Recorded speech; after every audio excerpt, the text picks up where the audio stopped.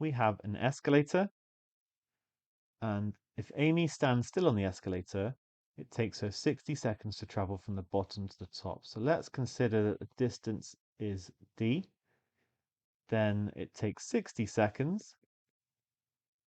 We're purely relying on the velocity of the escalator. So that is, or the speed of the escalator, that is going to be distance over time. So the velocity of the escalator, or speed of the escalator, is going to be d over 60. Now, on a different day, the escalator is broken. So she still needs to travel up with it, going a distance d, but now she's going to walk. So that takes 90 seconds, and now the velocity is purely her walking. So let's say VW. So VW is going to equal d divided by 90. Okay, we've got two relationships. We don't know what d is. We don't know what the velocity of the escalator or the velocity of walking is, but that's not going to matter. We're then told how many, or asked how many seconds would it take her to travel up the escalator if she walked up at the same speed as before while it's working. So this is going to take us to case 3.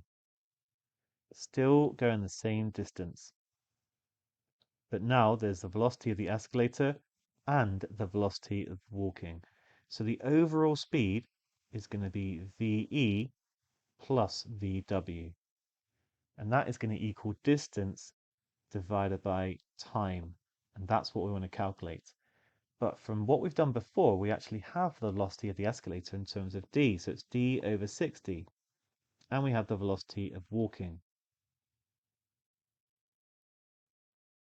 So cancelling out the distance gives 1 over 60 plus 1 over 90 is equal to 1 over t. And rather than multiplying through by t and stuff like that, I'm going to try to write this as a 1 over something fraction. So there's a common denominator here of the lowest common multiple of 6 and 9 is actually 18. So for this is going to be 180. So I can therefore write 3 over 180 plus 2 over 180 is equal to 1 over t.